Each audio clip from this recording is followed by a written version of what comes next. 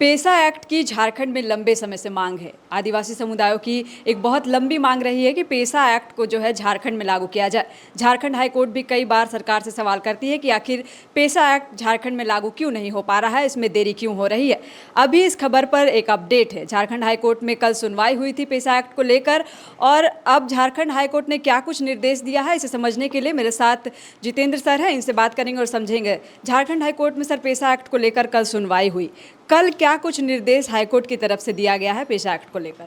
इससे पहले इसका थोड़ा बैकग्राउंड बता देना जरूरी होगा, तब हाईकोर्ट के आदेश या निर्देश को समझना ज़्यादा आसान होगा।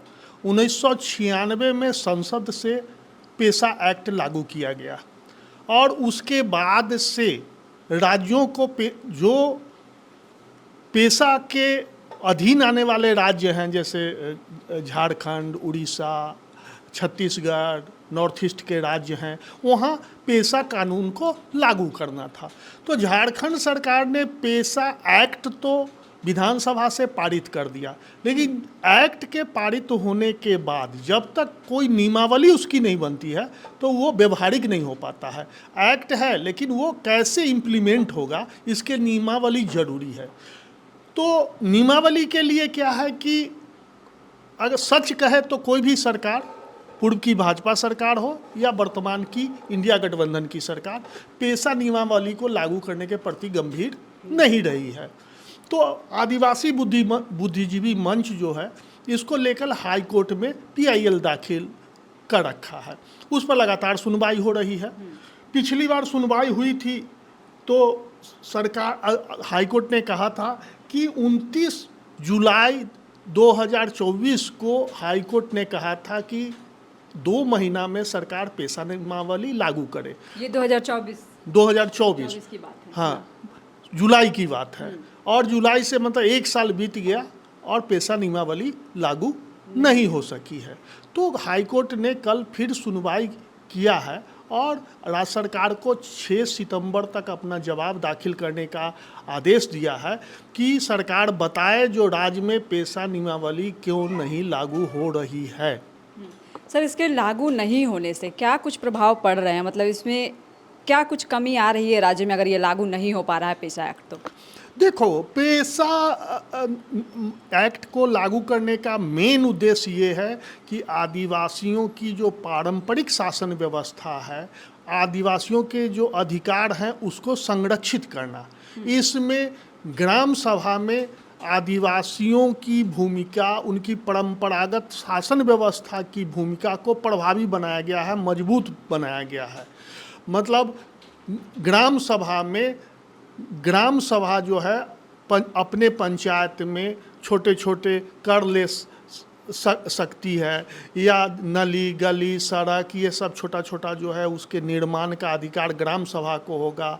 बालू का से जो राजस्व की प्राप्ति होगी वो ग्राम सभा को जाएगी। तो ये इन सब चीज़ों से जो आदिवासी बहुल जो प्रखंड और पंचायत हैं, वहाँ पर आदिवासी परंपरागत व्यवस्था, स्वशासन व्यवस्था, उनके अधिकार ये मजबूत होंगे। और कहीं ना कहीं इसमें ऐसा लगता है कि कोई भी सरकार नहीं चाह रही है जो ये परंपरागत व्यवस्था मजबूत हो। पेशा नियमावली अगर बन जाती है और झारखंड में लागू हो जाती है, उसके बाद इसका आदिवासियों के जीवन पर क्या प्रभाव पड़ेगा? उनको क्या कुछ फ़ायदा पहुंचेगा इससे? देखो, आदिवासी बहुल जो इलाके हैं, जो पंचायत हैं, वहाँ आदिवासी अपने इच्छा से, अपनी ज़रूरत के अनुसार ऊपर से थोपा नहीं जा सकेगा।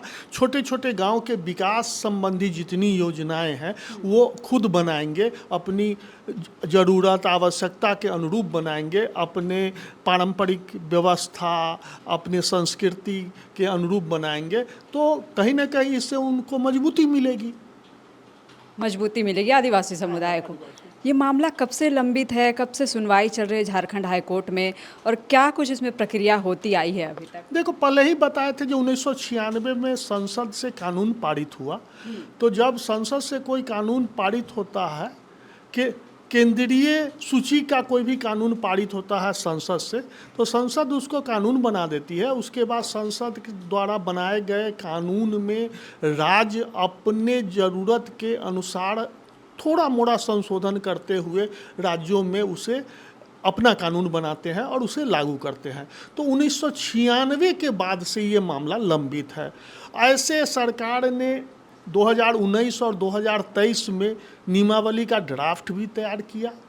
ड्राफ्ट तैयार करने के बाद आम लोगों से आपत्ति भी मांगी गई, जो हम इस तरह का नियमावली बनाए हैं और इसमें अगर आम पब्लिक को, किसी को, बुद्धिजीवी को, आदिवासी को, किसी को आपत्ति है जो ये नियमावली में ये त्रुटि है तो वो बताए।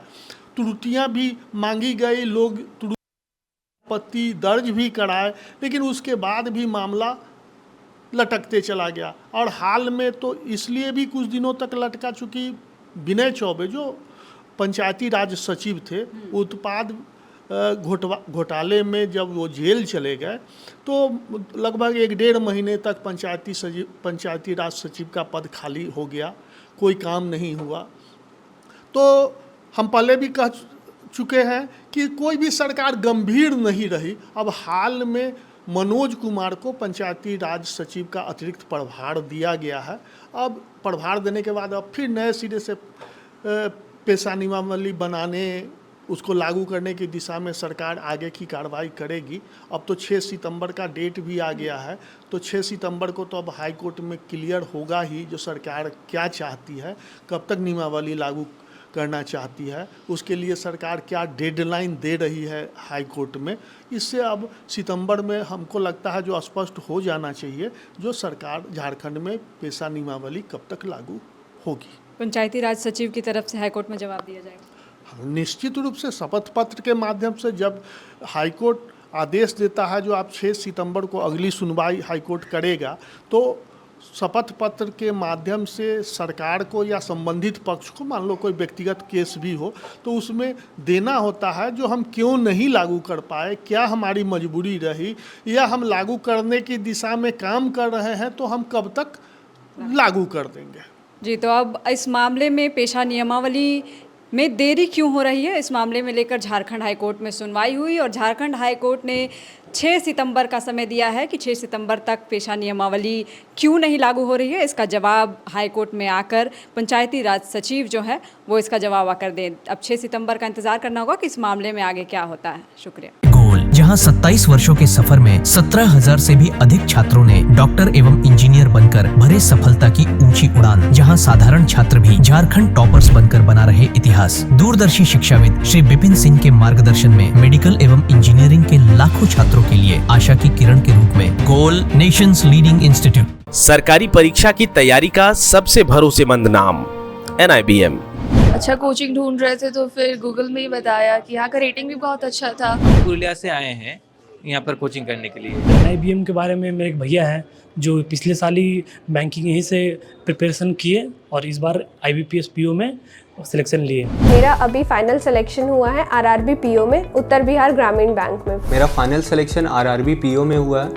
IBM, thefollowup.in. Like, share and subscribe. www.thefollowup.in